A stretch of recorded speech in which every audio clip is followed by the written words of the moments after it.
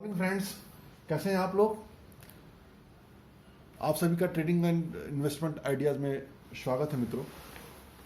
आज मित्रों पुनः एक अपने पसंदीदा शेयर के बारे में चर्चा करना चाहता हूं।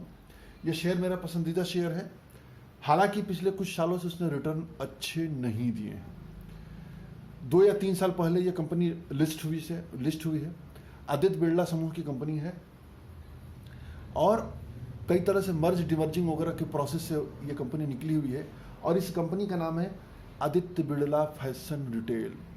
आदित्य बिरला फैशन रिटेल की हम बात करें तो आज की डेट में जो हम कपड़ा पहनते हैं, ब्रांडेड कपड़े में एक जाना माना नाम है। इनके पास ढेर सारे ब्रांड हैं। अब कई ब्रांड में जैसे पहले तो इनके जो 4-5 कैटेगरी में बिजनेस करते हैं। लाइफस्टाइल ब्रांड है, पेंटालून इन्हीं के पास है, फिर फास्ट फैशन है, इसके बाद अदर बिजनेस है। तो यदि आप लाइफ स्टाइल ब्रांड में चले जाते हैं मित्रों, तो Allen Solly, Louis Philippe, Peter England, Van Heusen, ये 4 प्रमुख ब्रांड हैं इनके। यदि हम कपड़े पहनते हैं तो हम जानते हैं कि ये ब्रांड कितना वैल्यूएबल ब्रांड है और मार्केट में कितना ये चलता है ब्रांड।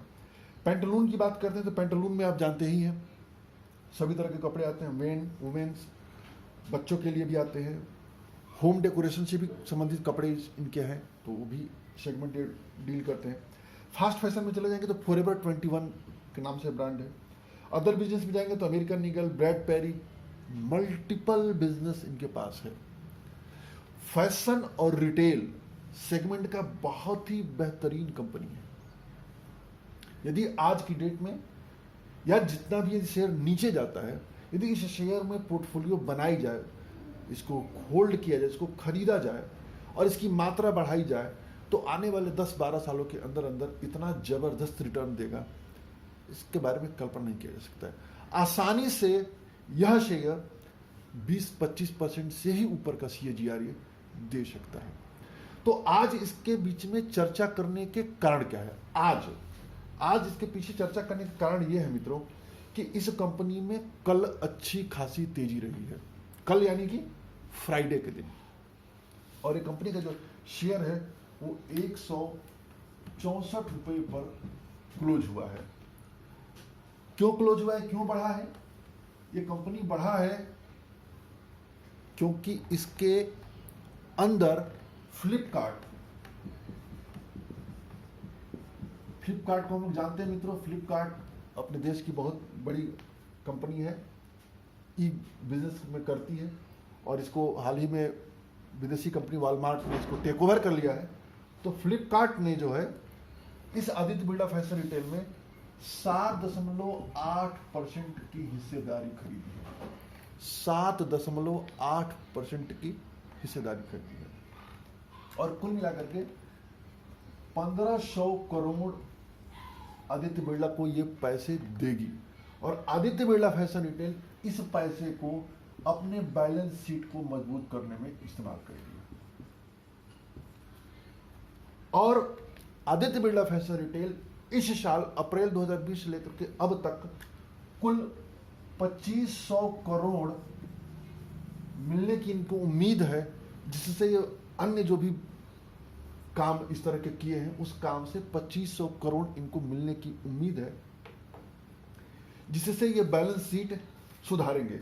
एट प्रेजेंट आप इनका यदि कर्ज डेब्ट इक्विटी रेशियो देखेंगे, डेब्ट इक्विटी रेशियो तो 2.72 है, यानी कर्ज बहुत अधिक है। कर्ज अपनी नेटवर्थ की तुलना में कर्ज बहुत अधिक है। लेकिन यदि आप नेटवर्थ देखेंगे, एक तो लग रहा है कि डेब्ट इक्विटी रेशियो के हिसाब से बहुत ज्यादा कर्ज है, लेकिन यदि आप इसका नेटवर्थ और कर्ज की तुलना करेंगे तो काफी तस्वीरें क्लियर हो जाएंगी। इसका नेटवर्थ आज की डेट में 1067 करोड़ का इसकी नेटवर्थ है और कर्ज कितना है? कर्ज है 2783 करोड़। अब आप सोचिए कि आदित्य बिरला समूह, जिसकी हिंडाल्को, एवी फैशन, एवी कैपिटल, कई मल्टीपल बिजनेस है, ग्रासिम, अल्ट्राटेक सीमेंट, क्या उस जैसे समूह के लिए 2783 करोड़ का कर्ज कोई मायने रखता है? ये कभी भी इसको चुटकियों में सॉल्व कर सकते हैं। तो ये पैसा मिलेगा और भी इनके पैसे मिलने जा रहे हैं, तो जाहिर सी बात है कि इनका बैलेंस शीट सुधरेगा, तो इसके शेयर्स में भी तेजी आएगी। लॉन्ग टर्म, शॉर्ट टर्म, सभी दृष्टिकोण से यह शेयर बहुत ही बेहतरीन कंपनी आज की डेट में है। ये इसके अतिरिक्त अपने देश में यह माना जा रहा है कि अभी जिस तरीके से फैशन का कारोबार बढ़ रहा है, कपड़ों का कारोबार बढ़ रहा है, उस कपड़ों में आने वाले 5 सालों के अंदर अंदर कपड़ों का जो मार्केट है 10,000 करोड़ से भी ऊपर का होने जा रहा है, जिसमें इसकी बहुत बड़ी हिस्सेदारी होगी। अगला कारण यह है कि अब तक पूरे दुनिया में जो कपड़ों का आयात निर्यात होता है उसमें 37%, लगभग 37% के आसपास हिस्सेदारी चाइना की है। और सेकंड नंबर पर, जो टॉप में है, सेकंड नंबर पर भारत आता है।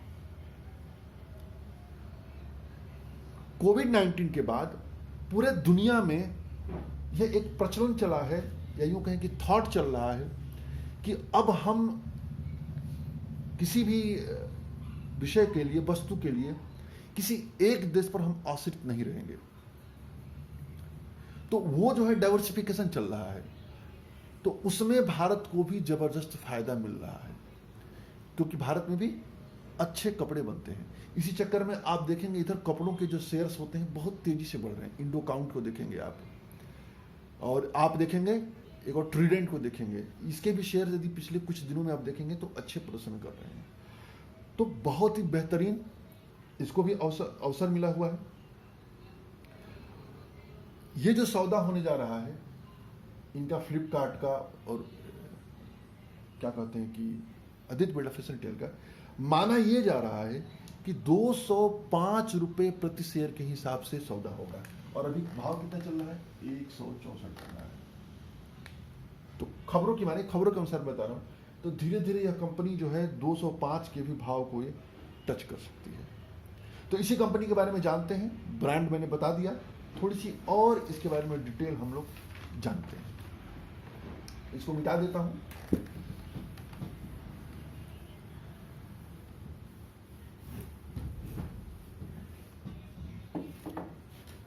इसका प्रदर्शन यदि आप पीछे देखेंगे तो एक सप्ताह में इसने 20% का रिटर्न किया है। एक महीने में यदि आप देखेंगे तो एक महीने में 25% का रिटर्न है। 3 मंथ में यदि रिटर्न आप देखेंगे तो 30% का रिटर्न है। 6 माह में प्रदर्शन देखेंगे 6 मंथ में, तो 6 मंथ में 33% का रिटर्न है। 1 ईयर का रिटर्न यदि आप देखें तो -19% का रिटर्न है। 2 साल में देखेंगे -4.5%, और 5 साल में 24% का निगेटिव रिटर्न है, 24.5%। ये आंकड़े बहुत ज्यादा मायने नहीं रखते मित्रों। बिजनेस जहां शानदार होता है, मैनेजमेंट जहां शानदार होता है, तो ये जो आंकड़े जो नेगेटिव दिख रहे हैं लंबे समय तक नेगेटिव नहीं रह सकते। ये सब के सब पॉजिटिव होंगे और बेहतरीन रिटर्न देंगे भविष्य में चल करके। यदि आप इस शेयर का 52 वीक हाई देखेंगे तो 52 वीक हाई जो बना हुआ है ये 285 है। अब कब बना है? बना है 24 फरवरी 2020 को। 52 वीक लो देखेंगे, 52 वीक लो इसका है 97, और ये कब बना है? ये बना है 6 मई 2020 को। अब देखा जाए तो 52 वीक हाई से कितना नीचे है? 164, यानी 120 रुपया नीचे है। और परसेंटेज के हिसाब से देखेंगे तो -40% पे ट्रेड कर रहा है। और 52 वीक लो से देखेंगे कितना ऊपर गया है, तो 52 वीक लो से लगभग 80% ऊपर जा चुका है ये शेयर। मूविंग एवरेज देखेंगे, 5 दिन का मूविंग एवरेज जो शॉर्ट टर्म के नजरिए से बहुत मायने रखता है, वो 151 है, यानी इसके ऊपर चल रहा है।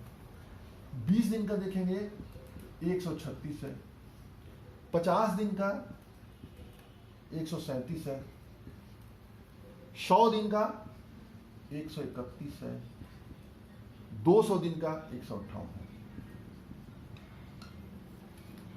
ये कंपनी सभी मूविंग एवरेज के ऊपर चल रही है, अर्थात ये मान के चलिए कि इस शेयर में गिरावट की संभावनाएं कम है और शेयर बढ़ना चाहिए। सभी मूविंग एवरेज के ऊपर शेयर जो होता है ये माना जाता है कि मजबूत है। और इसके बारे में थोड़ा बहुत जानते हैं।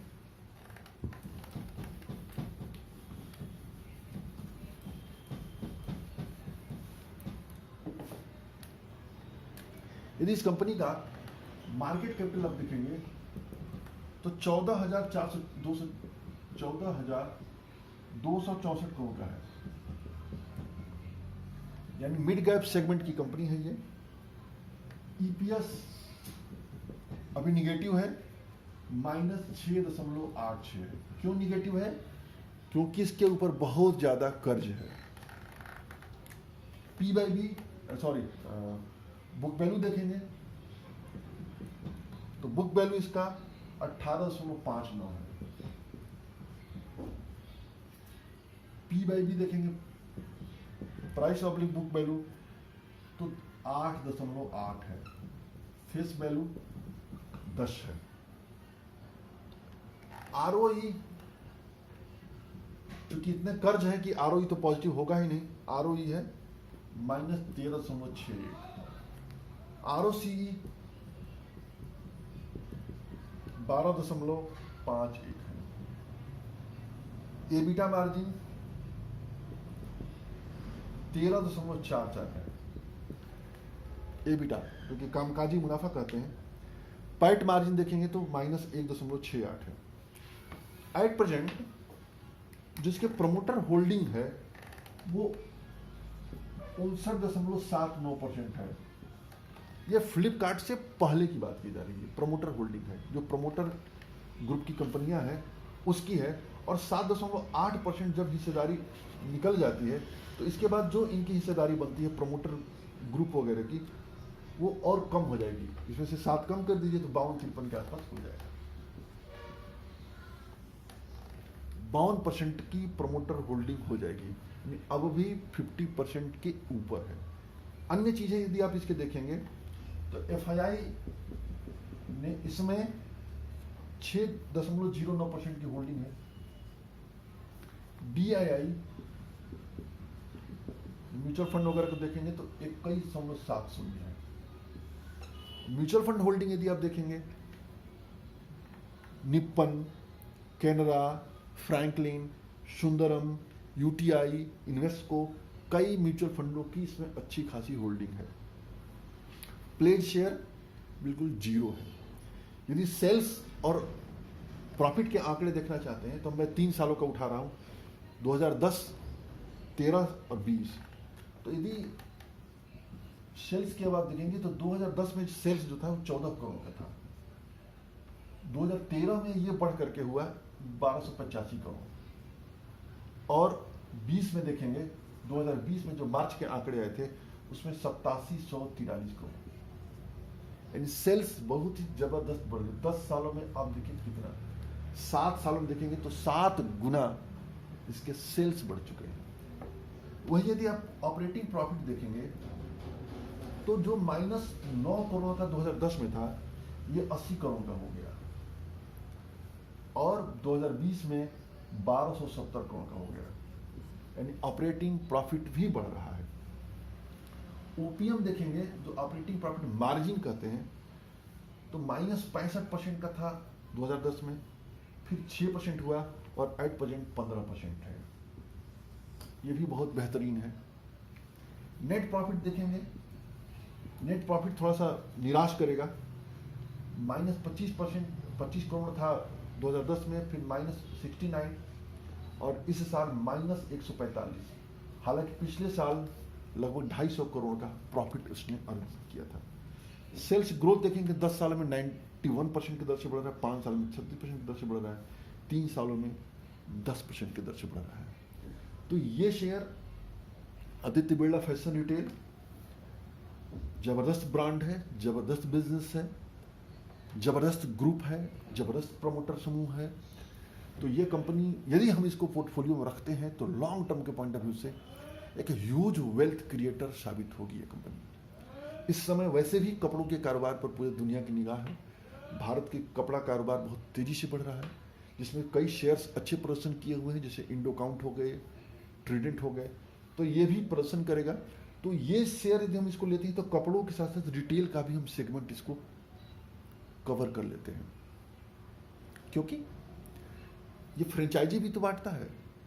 पेंटालून की फ्रेंचाइजी, पीटर इंग्लैंड की फ्रेंचाइजी, वैन हुसैन की फ्रेंचाइजी, एलन सोली की फ्रेंचाइजी, अच्छा खासा इसका स्टोर है पूरे भारत में, तो बहुत बेहतरीन है, बहुत उम्दा है। मेरी आप लोगों से गुजारिश है कि आप लोग इन्वेस्टमेंट करने से पहले अपना सलाह अपने जो भी फाइनेंशियल एक्सपर्ट है उससे लीजिए, या अपना खुद का विश्लेषण करिए, उसके बाद निवेश करिएगा। ये एक सूचना थी जो मैंने आपको पास ऑन किया।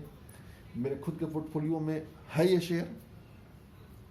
और आज के लिए इतना ही। वीडियो देखने के लिए बहुत बहुत धन्यवाद।